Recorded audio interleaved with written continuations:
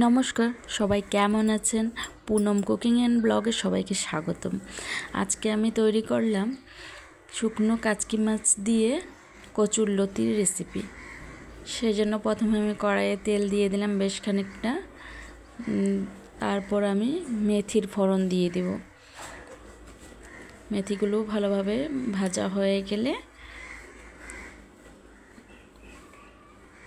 একে একে সব উপকরণ দিয়ে দিব। এই তো আমার মেথি ভাজা হয়ে গেছে প্রায়, তখনই আমি বেশ খানিকটা পেঁয়াজ কুচি দিয়ে দিলাম।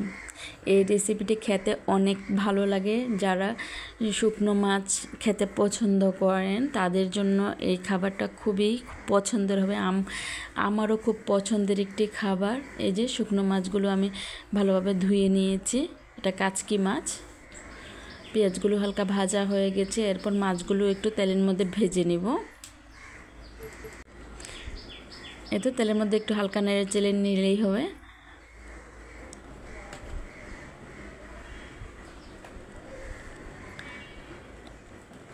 যারা শুটকি মাছ খেতে পছন্দ করেন তাদের খুবই ভালো লাগবে এই রেসিপিটি। এই তো হালকা ভাজা হয়ে গেলে এবার দেখুন কচুরলতিগুলো কেটে রেখেছিলাম, ওগুলো দিয়ে একটু হালকা ভেজে নিতে হবে।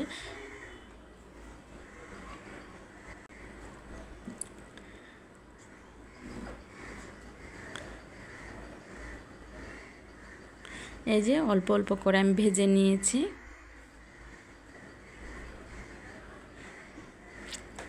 হালকা ভাজা হয়ে যাবার পর আমি লবণ আর হলুদ গুঁড়া অ্যাড করে দিয়েছি।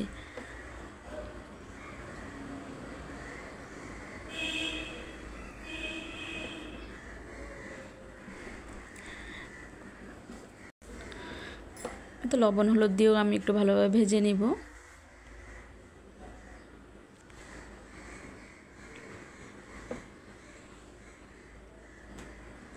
অল্প আছে ভালোভাবে ভেজে নিতে হয় এই কচুরলতি। এবার আমি মশলা অ্যাড করে দিলাম। এখানে 2 চামচ পরিমাণ আমি রসুন বাটা অ্যাড করে দিয়েছি, আর শুকনো লঙ্কার গুঁড়ো। আর এখানে এক্সট্রা কোনো মশলা ইউজ করা হবে না। এই তো একটু ঝাল ঝাল হলে ভালো হয়, আমি একটু বেশি করেই শুকনো লঙ্কার গুঁড়ো অ্যাড করে দিলাম। এবার একটু ভেজে নিতে হবে যাতে মশলার গন্ধটা চলে যায়।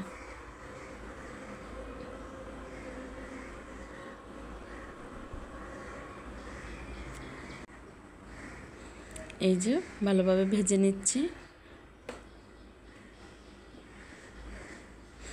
যে মশলা ভাজা হয়ে গেলে আমি সামান্য পরিমাণে জল দিয়ে ঢাকা দিয়ে দিব। যে মশলার জল ভালোভাবে মিশিয়ে নিব, মিশিয়ে হালকা ঢাকা দিয়ে দিব যাতে লতিগুলো সিদ্ধ হয়ে যায়।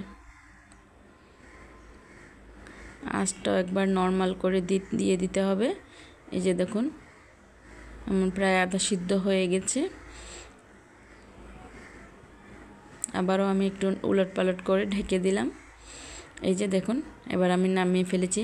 দেখতে কিন্তু খুবই সুন্দর হয়েছে, খেতেও কিন্তু খুবই ভালো হয়েছিল।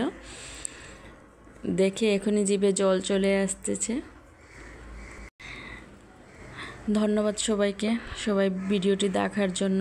কেমন হয়েছে সবাই জানাবেন, আর যারা যারা খেতে পছন্দ করেন তারাও